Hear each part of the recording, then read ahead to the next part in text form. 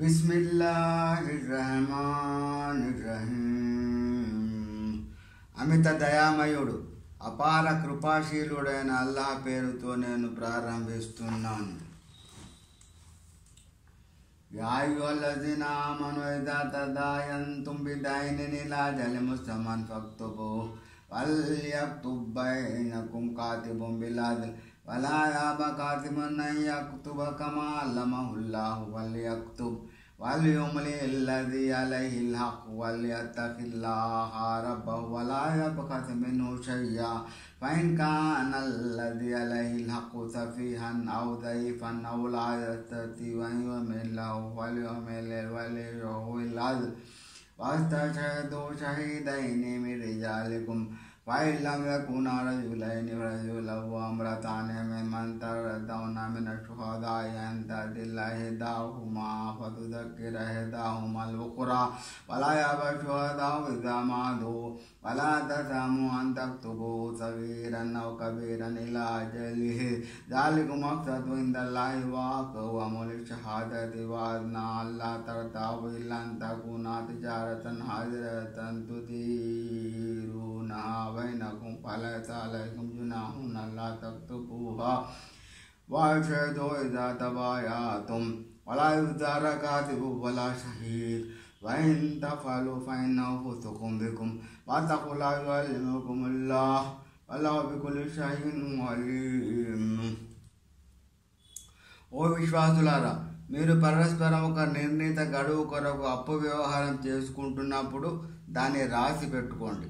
రాసేవాడు మీ మధ్య విషయాన్ని న్యాయబద్ధంగా రాయాలి.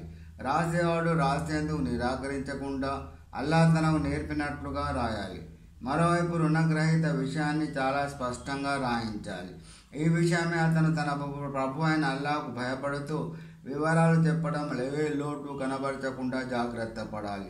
ఒకవేళ రుణగ్రహీత అమాయకుడు, బలహీనుడు, చెప్పి వ్రాయించలేని వాడు అయి ఉంటే అతని సంరక్షకుడు సరిగ్గా రాయించాలి.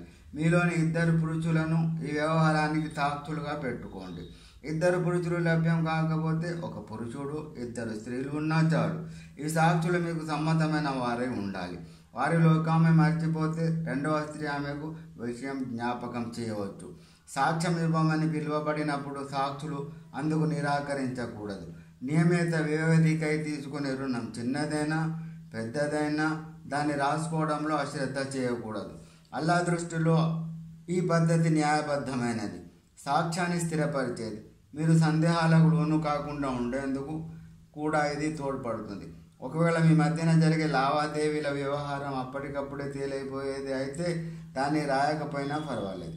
కానీ క్రయ విక్రయాల సందర్భంగా మాత్రం తప్పకుండా సాక్షులను ఉంచుకోండి. దస్తావేజు రాసే వాణిని కానీ సాక్షిని కానీ ఇరకాటంలో పెట్టరాదు సుమా. అలాగని జరిగిందంటే అది నియమోల్లంఘన కిందికి వస్తుంది. అల్లాహ్కు భయపడుతూ ఉండండి. అల్లాహ్ మీకు దీని గురించే బోధిస్తున్నాడు. ప్రతిదీ అల్లాహ్ జ్ఞాన పరిధిలో ఉంది.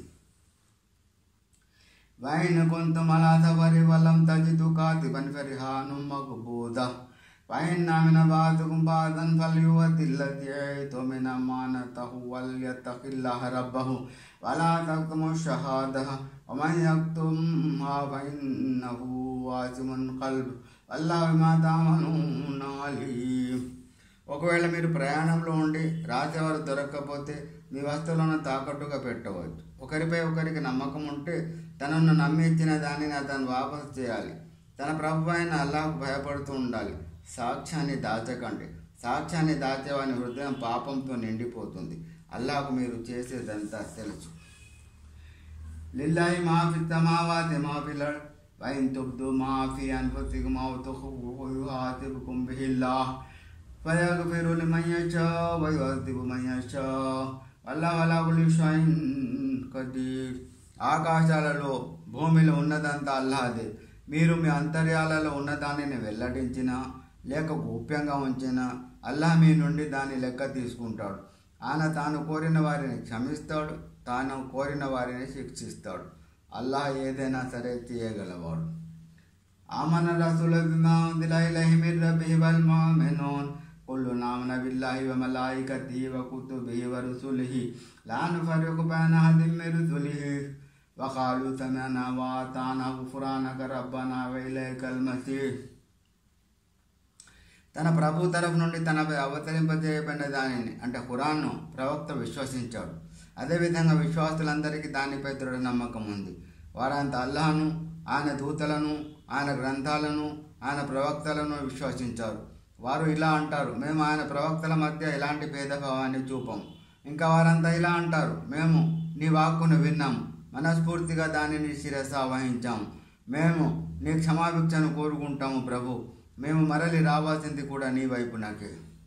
లా యుకల్లిఫుల్లాహు నఫ్సన్ ఇల్లా వుసహా లహా మా కసబత్ వఅలైహా మక్తసబత్ రబ్బనా లా తుఅఖిజ్నా ఇన్ నసీనా వఅఖ్తానా రబ్బనా వలా తహమిల్ అలైనా ఇస్రన్ కమా హమల్తహు అలల్లజీనా మిన్ ఖబ్లినా రబ్బనా వలా తుహమ్మిల్నా మా లా తాఖత లనా బిహి వఅఫు అన్నా వగ్ఫిర్ లనా వర్హమ్నా అంత మౌలానా ఫన్సుర్నా అలల్ ఖౌమిల్ కాఫిరీన్.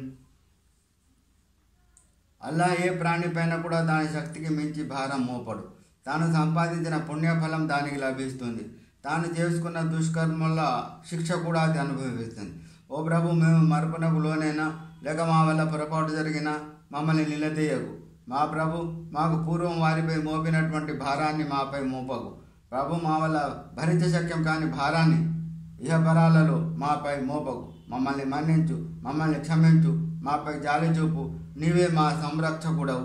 సత్య తిరస్కారులకు వ్యతిరేకంగా మాకు సహాయపడు.